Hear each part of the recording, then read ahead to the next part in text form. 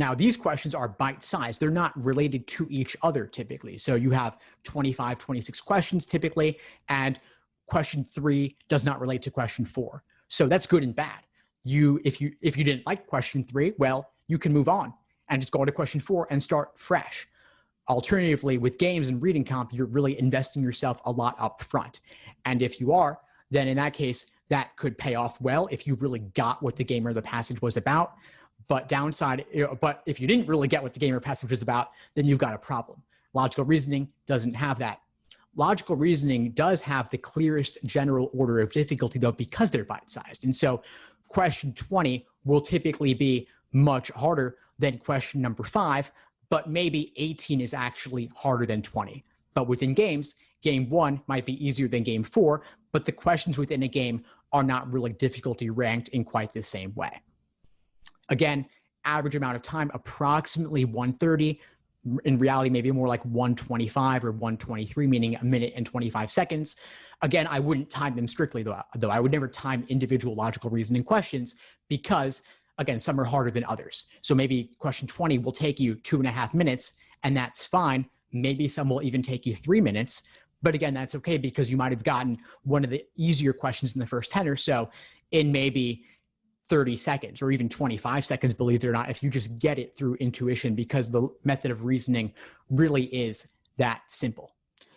I get questions about pacing a lot. I have a question about pacing submitted in advance, and really, how do you deal with that order of difficulty? I would say if you're aiming for 165 plus or 160 plus reasonably, I would aim to do the first 10 questions in approximately 10, 12 minutes, which is a fast pace, less than 125 or 130, but that builds up a time bank to allow you to solve the tougher questions later in the section and devote more time to them. And you can move on to the next one, Joel. So 2 types of logical reasoning questions. You have some where the stimulus is assumed to be true and the answer choices are under suspicion. So that would be like inference questions. Must be true, most strongly supported, main point. You're not really challenging the stimulus or challenging any sort of perceived gap there, if there is a gap, if it is an argument.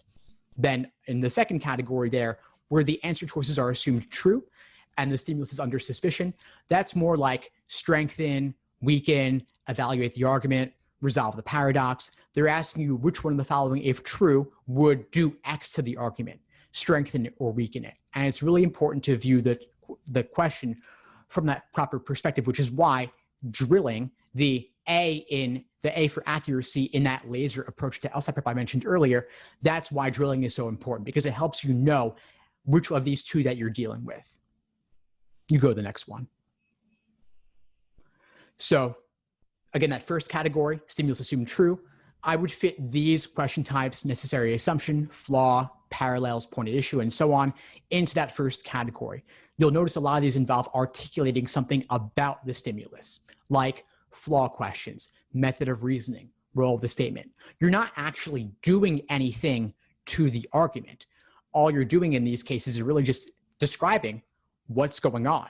Same for those bottom inference types. You're describing what's happening. You're not actually attacking the argument or strengthening it or doing anything to it. You're simply describing what's going on. Next one, Joel. Thanks. Yeah, so this is a different category where we are doing something to the argument. So strengthen, weaken, we are, of course, closing that gap or further exposing that gap in those cases. So it's really important to say to yourself, no matter how extreme the choices seem, doesn't matter, we're taking them as true and seeing what consequence they would have if true.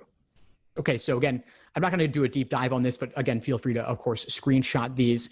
I'm describing what you need to be doing in those cases. So in those cases, you're addressing the answer choice in a particular way to make sure that you're articulating what needs to be articulated. Next one.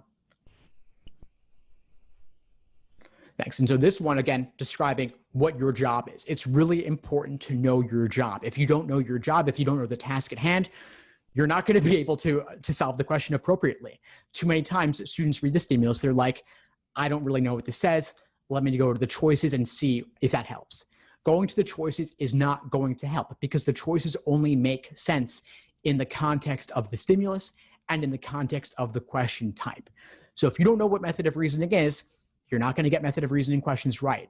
And reading the choices will only further complicate what you're doing because they're giving you more information that you can't place in the appropriate bucket. So students, again, they too often, like I did, jump into full-length timed exams or individual timed sections without doing the hard work of learning. You're basically getting the theory and concepts down, and then A for accuracy, drilling questions by type. I know it's really tempting to see what your section result is or what your full-length exam result is, but again, you've got to do the work first in order to get those results. If you're doing diagnostics, your diagnosis is not going to be very good unless you do the hard work first to build your understanding from the beginning before getting into the timed work, in which case you'll really see your scores rise. Next one. Thank you. Okay, so again, more describing your job for these question types. I don't need to go into the details, screenshot it if you like. Next one. Thanks. Again, next. So again, more on resolve the paradox. Your job is, I know that we're a bit behind on time here, so I don't want to belabor all of this, but some of the links I put in the chat, we'll get into this as well. So approach, logical reasoning approach. Joel, could you go back one moment just so that somebody can screenshot that?